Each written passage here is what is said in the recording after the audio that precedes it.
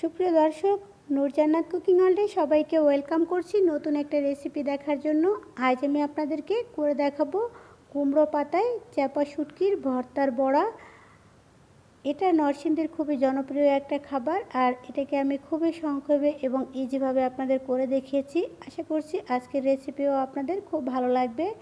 চাপা শুটকির বড়া এর করার জন্য এখানে আমি নিয়েছি বেশ কিছু শুকনো মরিচ, আর শুকনো মরিচগুলোকে আমি কিছুটা সময় ফুটিয়ে নিয়েছি, প্রায় 4-5 মিনিটের মতো এটাকে ফুটিয়ে সিদ্ধ করে নিয়েছি, যাতে করে মিক্সচারের মধ্যে দিলে এটার ভিতরে দানাগুলো খুব সহজে গলে যায় আর একদম শুটকির সঙ্গে মিশে যায়।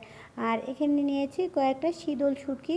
এটা অবশ্যই চাপা শুটকি দিয়ে করলে আরও খেতে বেশি ভালো হয়। আমার কাছে যেহেতু চাপা শুটকিটা নেই, তাই আমি শীতল শুটকি দিয়েই এটা করেছি। আর এখানে নিয়েছি বড় সাইজের 2টা পেঁয়াজ একটু বড় বড় টুকরো করে কেটে, আর নিয়েছি কয়েকটা রসুনের কোষ। তবে রসুনের কোষের পরিমাণটা কিন্তু একটু বেশি নিয়েছি, যেহেতু প্রচুর ঝাল দিব, আর ঝালের মধ্যে রসুনটা দিলে ঝালের অতটা ইয়াটা থাকবে না, ঝালটা একটু কম লাগবে।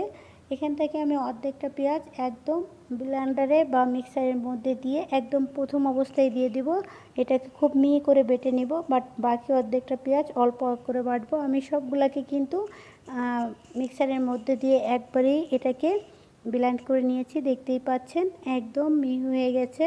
আর শুটকিটাকে কিন্তু আমি ভেজে এভাবে করিনি, শুটকিটাকেও কাঁচা অবস্থায় এভাবে মিক্সারের মধ্যে দিয়ে করে নিয়েছি। আর এর মধ্যে এখন কিছুটা লবণ দিয়ে দিলাম, আর লবণটা দিয়ে এটাকে চুলায় দিয়ে সামান্য একটু সরিষার তেল দিয়েছি এর মধ্যে। এখন এটাকে খুব ভালো করে কয়েক মিনিট নাড়াচাড়া করে নিয়ে, যদি অবশিষ্ট কোনো পানি থাকে এটাকে পুরোপুরি শুকিয়ে নিচ্ছি।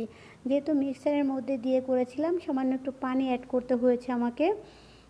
যদি এটাকে পাটায় বেটে নেন তাহলে হয়তো পানি দেওয়ার প্রয়োজন হয় না। আর আমার কাছে যেহেতু পাটাটা এত বড় না, তাই মিক্সারের মধ্যে দিয়েই আমি ভর্তাটা করে নিয়েছি। আর এটাকে টেলে এখন একটা বাটিতে নিয়ে নিচ্ছি। কিছুটা গরম বের হওয়ার পরে আমি পাতার মধ্যে এটা দিব। গরম অবস্থায় কোনো অবস্থাতেই কিন্তু পাতার মধ্যে কুমড়ো পাতাটার উপরে দেওয়া যাবে না, তাই একটু ঠান্ডা করে নিয়েই আমি পাতার মধ্যে দিব। আর অনেকে কিন্তু এভাবে না টেলে নিয়েও একদম কাঁচা অবস্থায় পাতার মধ্যে দিয়ে দেয়, কিন্তু আমার কাছে মনে হয় এভাবে একটু শুকনো খোলায় টেলে নিলেই বা পানিটা সম্পূর্ণ শুকিয়ে নিলেই পরে পাতার মধ্যে দিয়ে বড়া তৈরি করলে খেতে বেশি মজার হয়, তাই আমি এভাবেই করে নিয়েছি। আর এখানে আমি বেশ কিছু কুমড়ো পাতা নিয়েছি। এই পাতাগুলো অবশ্যই আমার গাছের পাতা, টপের গাছ, তাই হয়তো পাতাগুলো অত বেশি ভালো না। আর এগুলোকে খুব ভালো করে ধুয়ে পরিষ্কার করে নিয়েছি। আর এখান থেকে এখন একটু করে পরিমাণ মতো যতটুকু ধরে আমার পাতার মধ্যে অতটুকু পরিমাণ দিয়ে এভাবে বড়া আকারে করে নিচ্ছি। তো সবগুলোকেই এভাবে একে একে করে আমি কুমড়ো পাতার মধ্যে দিয়ে বড়া আকারে করে নিব। তবে যদি কুমড়ো পাতাটা আরেকটু বড় হয় এবং দেশের যে গাছের কুমড়ো পাতাগুলো হয়, এটার মধ্যে দিলে মনে হয় আমার কাছে আরও বেশি ভালো লাগে। তবে আমার কাছে যেহেতু ওরকম পাতা নেই, তাই এগুলো দিয়েই আমি করে নিচ্ছি। সবগুলোকে এখানে আমি কিন্তু বড় আকারে করে নিয়েছি, আর অবশিষ্ট যতটুকু রয়েছে এটুকু আমি ফ্রিজে রেখে দেবো। পরবর্তীতে কোনো পাতা আনলে আবার এটাকে বড়া দিয়ে ভেজে নিব। তো এখানে আমি চুলার মধ্যে দিয়ে দিয়েছি, হালকা একটু প্যানে তেল দিয়েছিলাম, আর তেল দিয়ে তার উপরে আমি কুমড়ো পাতাগুলো বড়া দিয়ে দিয়েছি। এখন একটা সাইড একটু হয়ে গেলে তখন এটাকে আমি উল্টে দিচ্ছি। তবে খুব বেশি তেল কিন্তু আমি এখানে দেইনি, যেহেতু খুব বেশি তেল দিলে খেতে মনে হয় আমার কাছে বেশি ভালো লাগবে না, তাই আমি তেলের পরিমাণটা একদমই কম দিয়েছি। আর এভাবে উল্টা পাল্টা করে আমি এটাকে ভেজে নিয়েছি পাতাটা সিদ্ধ হওয়ার আগ পর্যন্ত।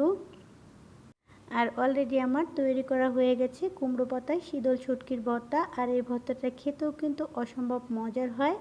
আজ এ পর্যন্তই, সবাই অনেক ভালো থাকবেন। আল্লাহ হাফেজ।